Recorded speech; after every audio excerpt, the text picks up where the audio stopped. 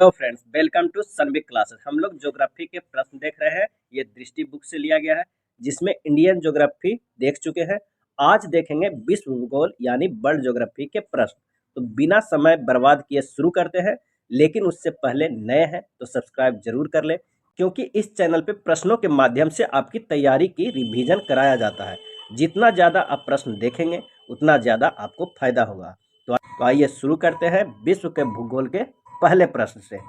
पहला प्रश्न है, पेरिपल्स ऑफ द इरिथ्रियन सी किसने लिखी है? पेरिपल्स ऑफ द इरिथ्रियन एक बुक है, किसने लिखी है? और इसका आंसर हो जाएगा उपयुक्त में से कोई नहीं, ऑप्शन ई। इसके लेखक अभी अज्ञात है, कोई वर्णन नहीं है। नेक्स्ट है, निम्नलिखित में से किस विद्वान ने सर्वप्रथम भूगोल शब्द का प्रयोग किया? किस विद्वान ने सर्वप्रथम भूगोल शब्द का प्रयोग किया? और इसका सही आंसर हो जाएगा ऑप्शन सी, एटोस्थनीज। अगला प्रश्न है, भूगोल में नवनियतिवाद के सिद्धांत का प्रतिपादन किया था? किसने किया था नवनियतिवाद के सिद्धांत का? और इसका आंसर हो जाएगा ऑप्शन बी, जी टेलर ने। अगला है, आधुनिक भूगोल का जनक किस भूगोलवेत्ता को माना जाता है? आधुनिक भूगोल का, और इसका आंसर हो जाएगा option A, Alexander von Humboldt. आधुनिक भूगोल के जनक माना जाता है अलेक्जेंडर वॉन हम्बोल्ट। अगले प्रश्न पे चलिए देखते हैं, ज्योग्राफिका किसकी रचना है? ज्योग्राफिका किसकी रचना है? और इसका सही आंसर हो जाएगा ऑप्शन बी, स्ट्रैबो का। अगला है कि संभाव्यवाद सिद्धांत का प्रतिपादन किसने किया था? संभाव्यवाद सिद्धांत का प्रतिपादन किसने किया था? और इसका सही आंसर हो जाएगा ऑप्शन डी, इनमें से कोई नहीं। अगला है, कॉस्मोस किसकी कृति है? तो इसका आंसर हो जाएगा ऑप्शन सी, हम्बोल्ट की। कॉस्मोस किसकी कृति है? तो हम्बोल्ट की प्रसिद्ध कृति है। नेक्स्ट प्रश्न है कि निम्नलिखित कथनों पर विचार कीजिए कि निश्चयवाद के समर्थकों में विडाल डी ला ब्लास और लुसियन फेब्रे प्रमुख है। और दूसरा कथन है कि फेडरिक रेटजेल संभावनावाद के समर्थक माने जाते हैं। और इसका जो आंसर हो जाएगा, इन दोनों कथन गलत है। इसका आंसर हो जाएगा ऑप्शन डी, ना तो एक और ना ही दो, ऑप्शन डी हो जाएगा। चलिए नेक्स्ट प्रश्न पे चलते हैं कि पृथ्वी ग्रह पर जल के संदर्भ में निम्नलिखित में से कथनों पर विचार कीजिए। पृथ्वी ग्रह पर जल के संदर्भ में निम्नलिखित कथनों पर विचार कीजिए।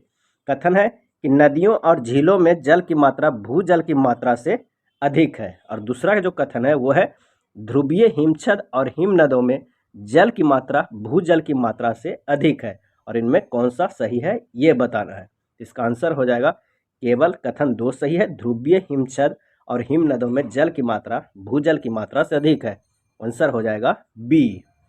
नेक्स्ट प्रश्न देखते हैं कि हाल ही में वैज्ञानिकों ने पृथ्वी से अरबों प्रकाश वर्ष दूर विशालकाय ब्लैक होलों के विलय का प्रक्षेपण किया। इस प्रक्षेपण का क्या महत्व है? और इसका जो आंसर हो जाएगा वो हो जाएगा, इसने वैज्ञानिकों को विलक्षणता सिंगुलरिटी को समझना सुकर बनाया है, आसान बनाया है। अगला प्रश्न है कि निम्नलिखित कथनों पर विचार कीजिए कि इनमें से कौन सा सही है। तो आइए देखते हैं, पृथ्वी का चुंबकीय क्षेत्र हर कुछ 100,000 सालों में उत्क्रमित हुआ है। ये बिल्कुल सही है।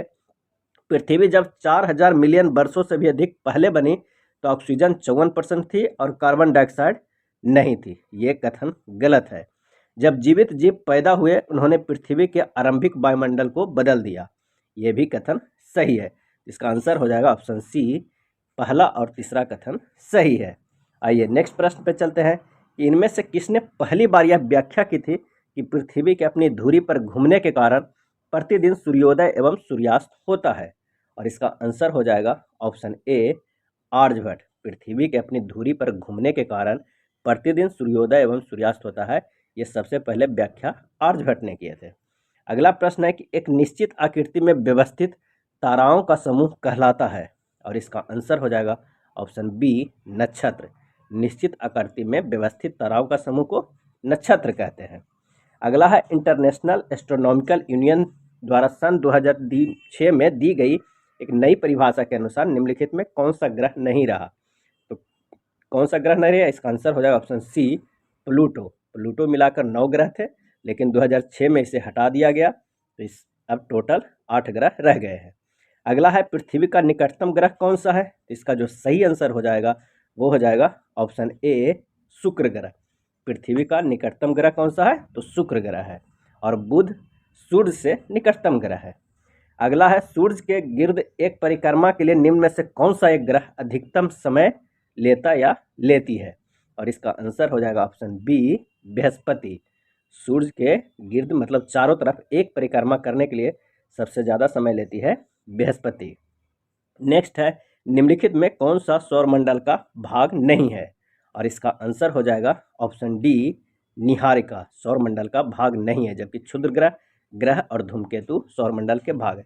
और यह सूर्य के जो अधिकतम समय लेता है एक चक्कर में, इन 4 ऑप्शन में बृहस्पति का आंसर है। नेक्स्ट प्रश्न है टाइटन सबसे बड़ा चंद्रमा या उपग्रह है किस ग्रह का, और इसका जो सही आंसर हो जाएगा वो ऑप्शन डी शनि ग्रह का। अगला है जब किसी वस्तु को पृथ्वी से चंद्रमा पर ले जाया जाता है तो क्या होता है, आंसर हो जाएगा ऑप्शन बी उसका भार घट जाता है। अगर किसी वस्तु को पृथ्वी से चंद्रमा पर ले जाएंगे तो उसका भार घट जाएगा, जबकि द्रव्यमान सेम रहेगा। नेक्स्ट प्रश्न देखते हैं कि सूर्य की ऊर्जा उत्पन्न होती है, और इसका आंसर हो जाएगा ऑप्शन डी ऑक्सीकरण के द्वारा। सूर्य की ऊर्जा उत्पन्न होती है ऑक्सीकरण के द्वारा, लेकिन यहाँ पर आंसर गलत दिया हुआ है। सूर्य का जो ऊर्जा उत्पन्न होती है वो नाभिकीय संलयन द्वारा होता है। इसका सही आंसर हो जाएगा नाभिकीय संलयन द्वारा उत्पन्न होती है। नेक्स्ट है ग्रह जिसका कोई उपग्रह नहीं है वह कौन सा ग्रह है, आंसर हो जाएगा ऑप्शन बी बुध ग्रह।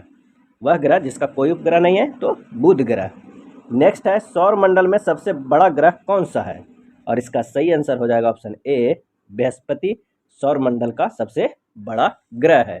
आइए नेक्स्ट सेक्शन के पहले प्रश्न देखते हैं कि निम्न कालों में से किसे प्रायः लघु हिमकाल माना गया है। निम्न कालों में से प्रायः किसे लघु हिमकाल माना गया है, और इसका आंसर हो जाएगा ऑप्शन सी 1650 ईस्वी से 1870 ईस्वी को लघु हिमकाल माना गया है।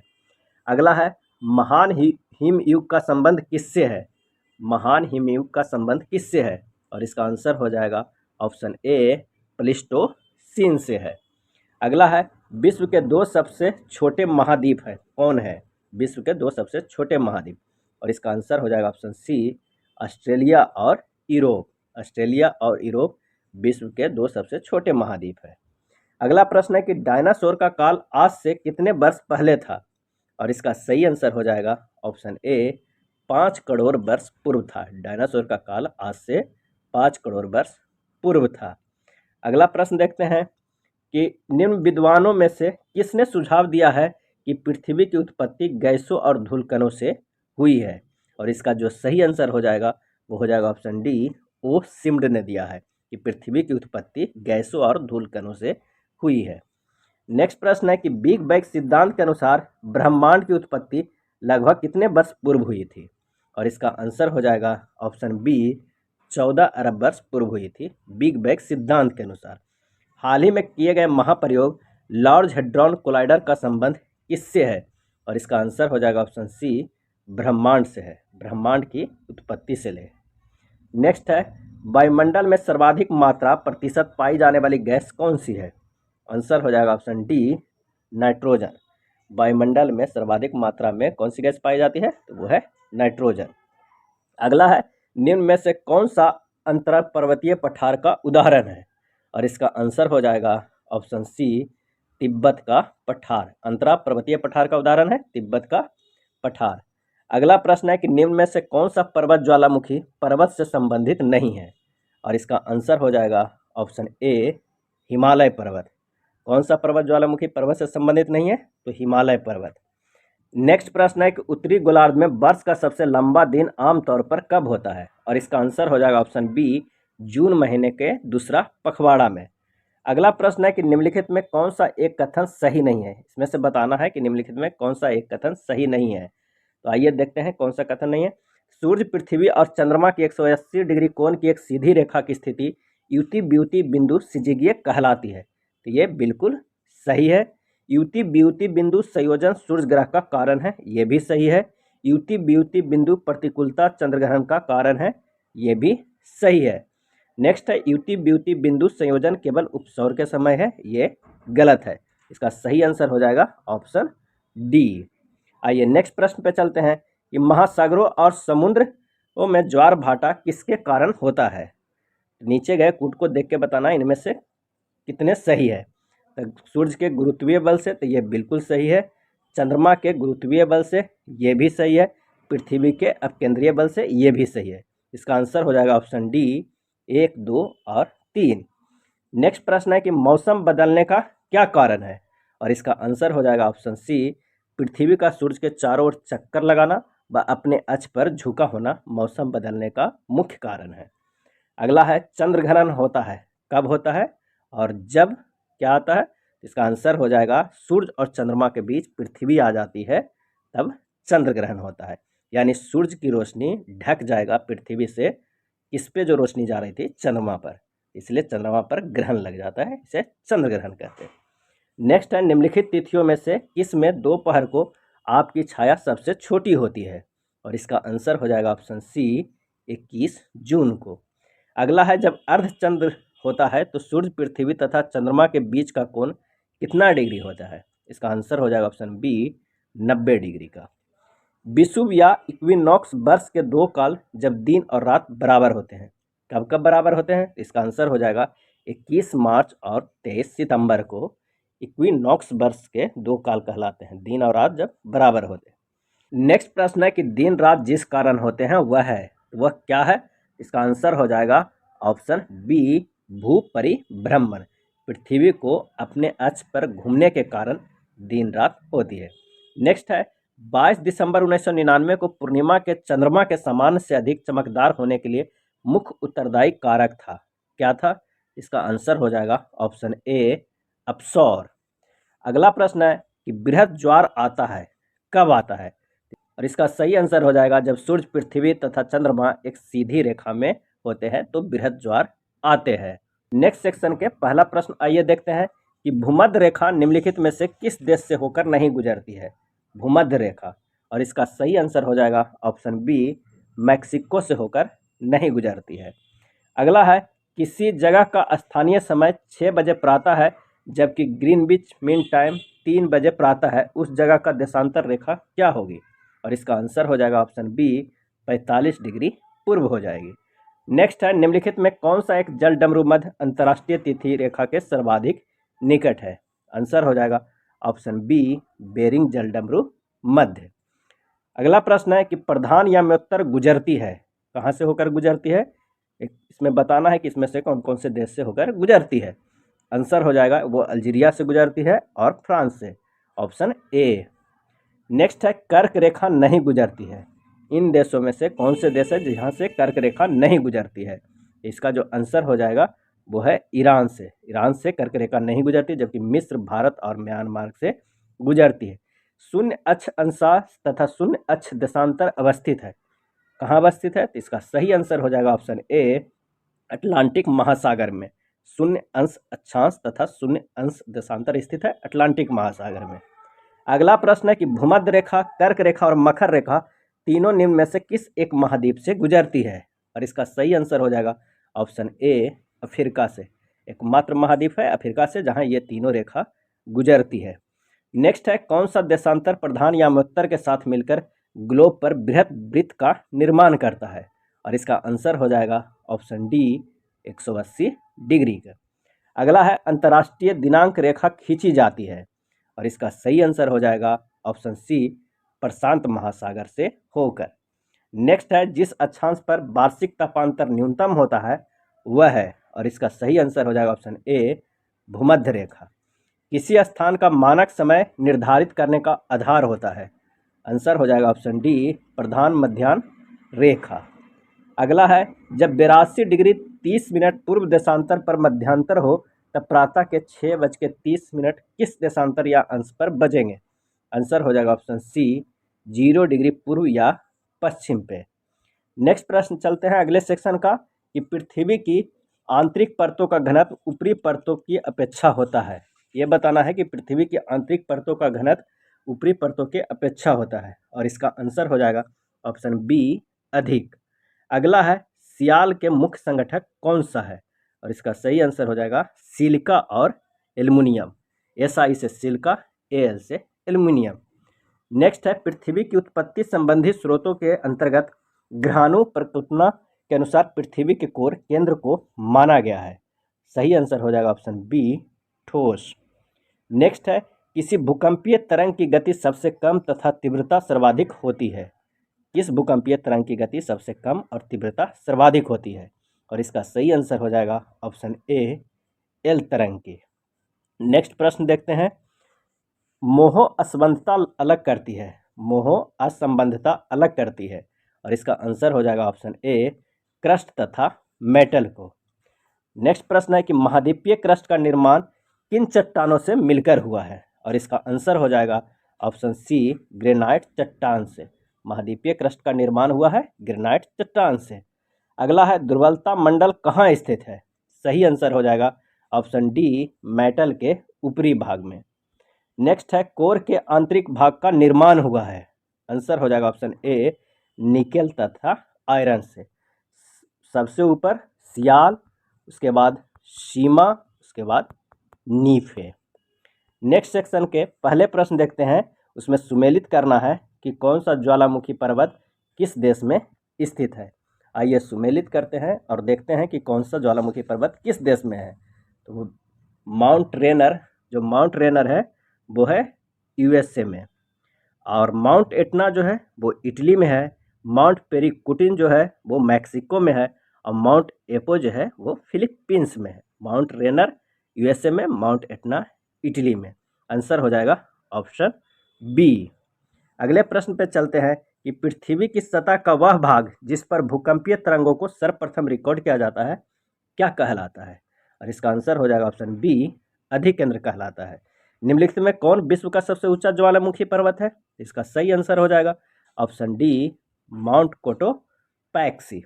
नेक्स्ट प्रश्न है सूची 1 और सूची 2 को सुमेलित करने का। तो आइए सुमेलित करते हैं। जो माउंट किनाबालू है वो है मलेशिया में, अल बुर्ज जो है वो है ईरान में, एकांगुआ जो है वो है अर्जेंटीना में, और किलिमंजारो जो है वो तंजानिया में है। और इसका सही आंसर हो जाएगा ऑप्शन डी। नेक्स्ट देखते हैं कि सूची 1 और सूची 2 को फिर से सुमेलित करना है कि एक तरफ ज्वालामुखी है और एक तरफ देश है, कि कौन सा ज्वालामुखी किस देश में स्थित है। तो आइए सूची को मिलाते हैं और देखते हैं कि क्या सही हो सकता है। तो सबनकाया जो है वो है पेरू में, माउंट जो एटना है वो इटली में है, कोलिमा जो है वो है मैक्सिको में, और मेरोपी जो है इंडोनेशिया में। और इसका सही आंसर हो जाएगा ऑप्शन सी 2 1 4 3। अगला प्रश्न है कि भूकंप की तीव्रता का मापन किया जाता है, किससे किया जाता है? इसका आंसर हो जाएगा ऑप्शन ए रिएक्टर पैमाने पर। मोना लोआ एक सक्रिय ज्वालामुखी है, किस देश का? और इसका आंसर हो जाएगा ऑप्शन बी हवाई द्वीप का। अगला देखते हैं, कार्बोनिफेरस युग में जुड़े पृथ्वी के सभी स्थलखंड को वेगनर ने नाम दिया है, और इसका आंसर हो जाएगा ऑप्शन ए पैंजिया नाम दिया है।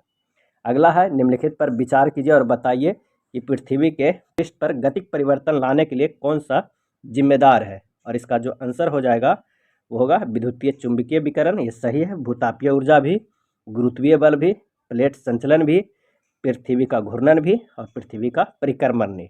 ये 6 कारण है जो पृथ्वी के पृष्ठ पर गतिक परिवर्तन लाने के लिए जिम्मेदार है। आंसर हो जाएगा ऑप्शन डी। नेक्स्ट है महाद्वीप अलग कैसे हुए हैं? तो इसका सही आंसर हो जाएगा ऑप्शन बी विवर्तनिक क्रिया से। नेक्स्ट है प्राचीन भारतीय सुपर महाद्वीप गोंडवाना लैंड का भाग था, इसमें वर्तमान समय का भूभाग शामिल था। आंसर हो जाएगा ऑप्शन डी ये सभी, दक्षिण अमेरिका, अफ्रीका, ऑस्ट्रेलिया, ये सभी शामिल था। अगला है इनमें से कौन से लघु प्लेट नहीं है? सही आंसर हो जाएगा ऑप्शन डी अंटार्कटिका। नेक्स्ट प्रश्न पे चलते हैं, देखते हैं हिमालय पर्वत के साथ भारतीय प्लेट की सीमा किस तरह की प्लेट सीमा है? सही आंसर हो जाएगा ऑप्शन डी महाद्वीपीय महाद्वीपीय अभिसरण। अगला है सागरीय अधस्थल विस्तार सिद्धांत की व्याख्या करते हुए हेस ने निम्न में से किस अवधारणा पर विचार नहीं किया? और इसका आंसर हो जाएगा ऑप्शन सी विभिन्न महाद्वीपों में जीवाश्मों का वितरण। अगला प्रश्न है कि पोलर फ्लिंग बल निम्नलिखित में किससे संबंधित है? और सही आंसर हो जाएगा ऑप्शन बी पृथ्वी का घूर्णन से। निम्न महाद्वीपों में से कौन गोंडवाना लैंड का भाग नहीं है? तो सही आंसर हो जाएगा ऑप्शन सी उत्तर अमेरिका। अगला है प्रशांत महासागरीय प्लेट उदाहरण है, किसकी उदाहरण है? आंसर हो जाएगा ऑप्शन ए महासागरीय प्लेट का। अगला है महासागरीय महाद्वीपीय प्लेट का उदाहरण है, और इसका सही आंसर हो जाएगा ऑप्शन सी भारतीय प्लेट। प्रशांत महासागरीय प्लेट उदाहरण है महासागरीय प्लेट का, और महासागरीय महाद्वीपीय प्लेट उदाहरण है भारतीय प्लेट। नेक्स्ट है महाद्वीपीय प्रवाह सिद्धांत का प्रतिपादन सर्वप्रथम किसने किया, और इसका सही आंसर हो जाएगा ऑप्शन बी एफ.वी. टेलर ने। यूरेशियाई प्लेट उदाहरण है, इसके उदाहरण है, इसका आंसर हो जाएगा ऑप्शन सी महाद्वीपीय महासागरीय प्लेट का। नेक्स्ट देखते हैं कि सागर नितल प्रसरण सिद्धांत का प्रतिपादन किसने किया था, और इसका सही आंसर हो जाएगा ऑप्शन सी हैरी हेस ने। नेक्स्ट प्रश्न है लाल सागर एक उदाहरण है, इसका सही आंसर हो जाएगा ऑप्शन सी अक्षीय द्रोणिका। लाल सागर एक उदाहरण है अक्षीय द्रोणिका। अगला प्रश्न है कि संयुक्त राज्य अमेरिका के दक्षिण कैलिफोर्निया में स्थित मृत घाटी डेथ वैली निम्नलिखित में किसका उदाहरण है। सही आंसर हो जाएगा ऑप्शन डी रिफ्ट घाटी का। अगला है बलन क्रिया किसका परिणाम है, बलन क्रिया, और इसका सही आंसर हो जाएगा ऑप्शन सी पर्वत निर्माणकारी बल का। विश्व की सबसे ऊंची चोटियां किस प्रकार के पर्वतों में पाई जाती है, और इसका आंसर हो जाएगा ऑप्शन बी नवीन मोड़दार पर्वत में विश्व की सबसे ऊंची चोटियां पाया जाता है। हिमालय भी नवीन मोड़दार पर्वत है और इसी में सबसे ऊंची चोटियां एवरेस्ट पाई जाती है। नेक्स्ट देखते हैं निम्नलिखित भूवैज्ञानिकों परिघटना पर विचार कीजिए। भ्रंश का विकसित होना, भ्रंश के साथ गतिशीलता, ज्वालामुखी उद्गार द्वारा उत्पन्न प्रतिघात, चट्टानों का बलय, और ये बताना है कि इनमें से कौन से है जो भूकंप के कारण है, और इसका आंसर हो जाएगा ऑप्शन डी 1, 2, 3 और 4। भ्रंश का विकसित होना, भ्रंश के साथ गतिशीलता, ज्वालामुखी उद्गार द्वारा उत्पन्न प्रतिघात, चट्टानों का बलन। आइए अगले प्रश्न पे देखते हैं कि पर्वत और घाटियां किस संचलन से बनते हैं, और इसका सही आंसर हो जाएगा ऑप्शन ए क्षैतिज संचलन से। अगले चैप्टर के पहले प्रश्न पे देखते हैं संयुक्त राज्य अमेरिका के दक्षिण कैलिफोर्निया में स्थित मृत घाटी डेथ वैली निम्नलिखित में से किसका उदाहरण है, और इसका सही आंसर हो जाएगा ऑप्शन डी रिफ्ट घाटी का। अगला प्रश्न है कि अपर्दन का कौन सा साधन यार्डंग का निर्माण करता है, और सही आंसर हो जाएगा ऑप्शन बी वायु का। टेरा रोसा का प्रारूपिक विकास उस भूभाग में होता है जिसमें, इसका सही आंसर हो जाएगा ऑप्शन ए चूना पत्थर होता है। अगला है चूना पत्थर का वह स्तंभ जो गुफा की छत से नीचे लटकता है क्या कहलाता है, और इसका जो सही आंसर हो जाएगा वो हो जाएगा, ये देखते हैं ऑप्शन से, स्टैलेक्टाइट हो जाएगा, ऑप्शन बी स्टैलेक्टाइट। नेक्स्ट प्रश्न है कि एक सक्रिय गहरी तथा तीव्र ढाल युक्त किनारों वाली नदी घाटी को किस नाम से जाना जाता है, जो सक्रिय गहरी और तीव्र ढाल से युक्त हो, और उसका सही आंसर हो जाएगा ऑप्शन बी कैनियन के नाम से जानी जाती है। पानी के समानांतर पर्वत श्रृंखलाओं के डूबने से जो समुद्र तट बनता है उसे क्या कहते हैं, उसे कहते हैं डालमेशियन। इंसेलबर्ग का निर्माण किस प्रक्रम द्वारा किया जाता है, और इसका सही आंसर हो जाएगा ऑप्शन सी पवन के द्वारा। अगले चैप्टर के पहला प्रश्न पर चलते हैं कि अधोलिखित कौन सी चट्टान में जीवाश्म नहीं पाए जाते हैं, जो अधोलिखित कौन सी चट्टान में जीवाश्म नहीं पाए जाते हैं, और इसका सही आंसर हो जाएगा ऑप्शन बी ग्रेनाइट में। नेक्स्ट है निम्नलिखित में कौन समूह से संबंधित नहीं है, आंसर हो जाएगा ऑप्शन ए नीस से। अगला है रूपांतरित चट्टानों की उत्पत्ति खाली स्थान चट्टानों से होती है, सही आंसर हो जाएगा ऑप्शन सी आग्नेय तथा तलछटी दोनों से। निम्न में से कौन सा रूपांतरित चट्टानों का उदाहरण नहीं है, आंसर हो जाएगा ऑप्शन डी ग्रेनाइट। रूपांतरित चट्टानों का उदाहरण नहीं है ग्रेनाइट। अगला है परतदार चट्टानों के विषय में दिए गए निम्नलिखित में से कौन सा सही है। परतदार चट्टानें पृथ्वी की सतह पर जलीय तंत्र द्वारा निर्मित होता है, ये बिल्कुल सही है। परतदार चट्टानों के निर्माण में पूर्ण विद्यमान चट्टानों का क्षरण सम्मिलित होता है, ये भी सही है। परतदार चट्टानों में जीवाश्म होते हैं, ये भी सही है। परतदार चट्टानें विशिष्ट रूप से परतों में पाई जाती है, ये भी सही। इसका आंसर हो जाएगा ऑप्शन डी 1, 2, 3 और 4। अगला है आग्नेय चट्टानों के लिए निम्नलिखित में से कौन सा कथन सत्य है, आग्नेय चट्टानों के लिए, और इसका सही आंसर हो जाएगा ऑप्शन सी वे क्रिस्टलीय तथा अक्रिस्टलीय दोनों ही होती है। अगला है अवसादी शैलों के लिए निम्नलिखित में से कौन सा कथन सत्य है, सही आंसर हो जाएगा ऑप्शन सी यह शैलीय स्तरों में निक्षेपित है। अगला है बलुआ पत्थर एक परतदार चट्टान है क्योंकि वह, इसका सही आंसर है पानी के नीचे बनती है। बलुआ पत्थर एक परतदार चट्टान है क्योंकि वह पानी के नीचे बनती है। भूपृष्ठ की बनावट में अवसादी शैलों का योगदान है, आंसर हो जाएगा ऑप्शन बी 5%। क्वार्टजाइट कायांतरित होता है, आंसर हो जाएगा ऑप्शन सी बलुआ पत्थर से। नेक्स्ट सेक्शन के पहले प्रश्न देखते हैं कि भू संरक्षण की परिरेखा बंधन विधि का प्रयोग कहाँ से लिए होता है। भू संरक्षण की परिरेखा बंधन विधि का प्रयोग कहाँ के लिए होता है, और इसका जो सही आंसर हो जाएगा वो हो जाएगा ऑप्शन डी उपयुक्त में से कोई नहीं। ये तीनों में से कोई सही आंसर नहीं है, ऑप्शन डी हो जाएगा। अगला प्रश्न है कि सूची 1 और सूची 2 को सुमेलित करना है, उसमें से कौन सा सही है। तो आइए सुमेलित करते हैं। एक तरफ मृदा है, एक तरफ जलवायु प्रदेश है। जो पोर्ट जल है वो शीत समशीतोष्ण होता है। चरनोजम जो है वो कौन से जलवायु प्रदेश में होगा, वह है समशीतोष्ण शीत स्टेपी में। स्पॉट जोल्स जो है वो है आर्द्र शीत समशीतोष्ण में, और लेटेराइट उष्ण एवं आर्द्र में। और इसका सही आंसर हो जाएगा ऑप्शन ए 2, 1, 4, 3। अगला प्रश्न है कथन एवं कारण केचुए खेती के लिए अच्छे नहीं है। ये जो कथन है वो बिल्कुल गलत है, और कारण केचुए मृदा को महीन कणों में परिवर्तित कर इसे नरम बना देते हैं, ये बिल्कुल सही है। इसका आंसर हो जाएगा कथन ए जो गलत है और कारण जो सही है। आंसर ऑप्शन डी, ए गलत है लेकिन आर सही है, ऑप्शन डी सही हो जाएगा। नेक्स्ट है किस मृदा में केशिका कैपिलरी सबसे अधिक प्रभावशाली होती है, और इसका सही आंसर हो जाएगा ऑप्शन ए चिकनी मृदा में कैपिलरी सबसे अधिक प्रभावशाली होता है, चिकनी मृदा में। नेक्स्ट है मृदा विच्छालन बड़ी समस्या है, और इसका सही आंसर हो जाएगा ऑप्शन ए उष्णकटिबंधीय वर्षावन प्रदेशों में।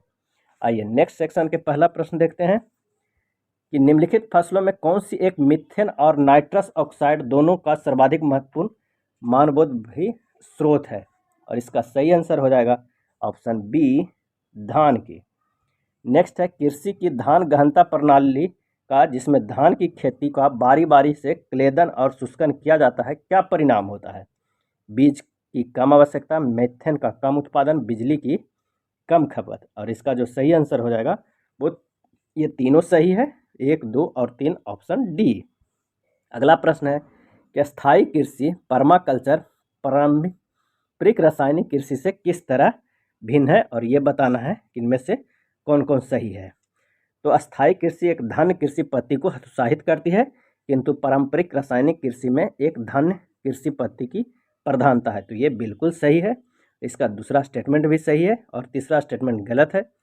चौथा भी सही है, मल्ब बनाने मल्बिंग की प्रथा अस्थायी कृषि में काफ़ी महत्वपूर्ण है, किंतु पारंपरिक रासायनिक कृषि में ऐसी प्रथा आवश्यक नहीं है। तो इसका सही आंसर हो जाएगा 1, 2 और 4 ऑप्शन बी।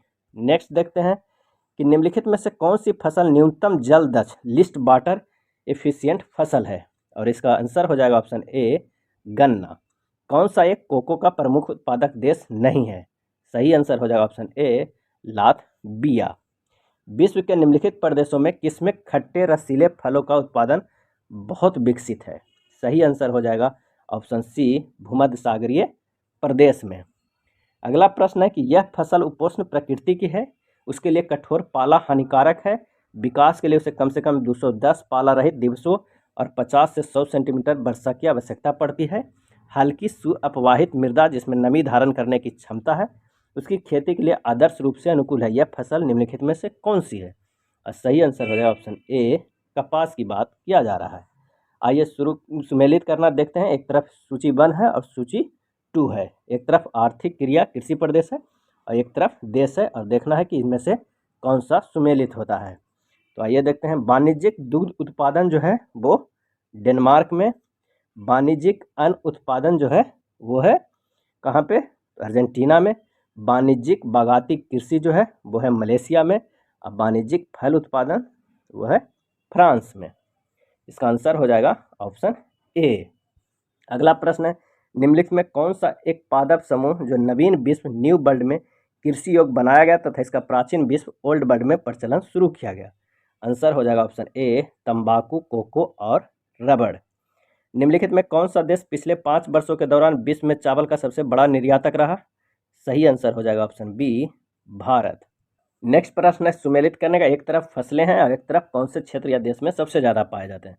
तो आइए मिलान करते हैं। रबर है जो सबसे ज़्यादा मलेशिया में, कहवा है जो सबसे ज़्यादा कोलंबिया में, और जो जैतून है वो सबसे ज़्यादा कहाँ पाया जाता है, तो इटली में, और गन्ना सबसे ज़्यादा मॉरिशस में। इसका आंसर हो जाएगा ऑप्शन बी 4, 3, 2, 1। आइए नेक्स्ट सेक्शन के पहले प्रश्न पे आइए चलते हैं। निम्नलिखित में कौन सा एक सही सुमेलित नहीं है, और इसका आंसर हो जाएगा ऑप्शन बी गोर्नया सोरिया सूती बस के लिए सुमेलित नहीं है, जबकि डेट्रॉयट ऑटोमोबाइल के लिए, अंसान लोहा एवं इस्पात के लिए, याकोहामा जलपोत निर्माण के लिए। तो ये तीनों सही आंसर हो जाएगा ऑप्शन बी। अगला प्रश्न है कि निम्न देशों में किस देश में 2019 में सालाना सबसे अधिक सोने का उत्पादन टन में हुआ है? इसका आंसर हो जाएगा ऑप्शन सी चीन में। संयुक्त राज्य अमेरिका को छोड़कर विश्व के निम्न देशों में कौन सा देश कच्चे तेल का सर्वाधिक उत्पादन करता है? सही आंसर हो जाएगा ऑप्शन सी सऊदी अरब। निम्नलिखित में से कुलगाड़ी में कौन सी क्रिया संपन्न होती है? सही आंसर हो जाएगा ऑप्शन सी सोना की खनन होती है कुलगाड़ी में। अगला प्रश्न है कि सूची 1 और सूची 2 को सुमेलित करना है और बताना है कि इनमें से कौन सा सही है। एक तरफ औद्योगिक क्षेत्र है और एक तरफ देश है। तो किन की जो है वो है जापान में, कैंटन है चीन में, लॉरेन है जो फ्रांस में, और औद्योगिक क्षेत्र बेलो हॉरिजेंटो जो है वो कहाँ है? ब्राज़ील में। ऑप्शन हो जाएगा ए। नेक्स्ट है फिर से सुमेलित करना कि कोयला क्षेत्र और वो किस देश में है। ये देखते हैं इसमें किससे किससे सुमेलित है। तो जो डोनेट्स है वो है यूक्रेन में, कुजनेट्स जो है वो है रूस में, और लंकाशायर है जो यूके में है, और सार जो है वो जर्मनी में है। और इसका सही आंसर हो जाएगा ऑप्शन बी 4, 3, 2, 1। अगला है निम्न में से कौन सा देश हीरा का सबसे बड़ा उत्पादक है? सही आंसर हो जाएगा ऑप्शन सी रूस। रूस हीरा का सबसे बड़ा उत्पादक है इन ऑप्शनों में से।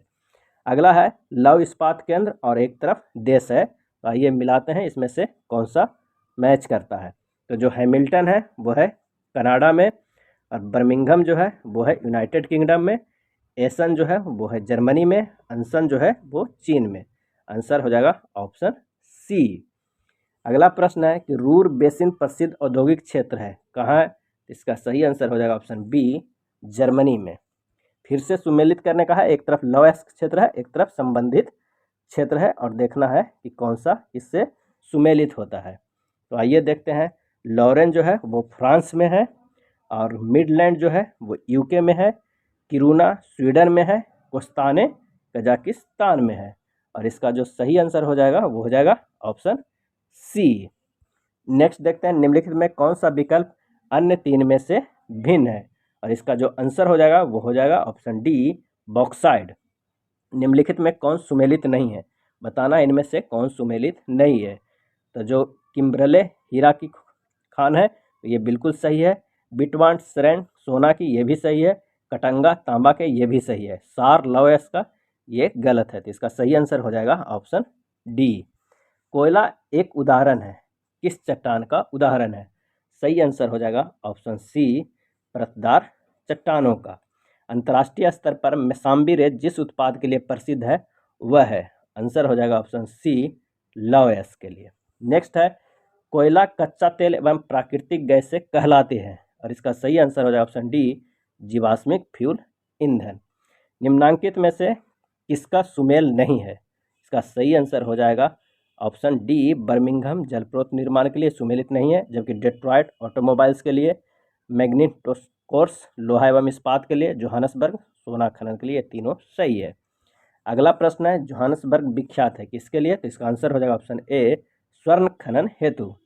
नेक्स्ट है ऑस्ट्रेलिया में स्थित कालगुरली किसके लिए विख्यात है? इसका सही आंसर हो जाएगा ऑप्शन ए स्वर्ण उत्पादन के लिए।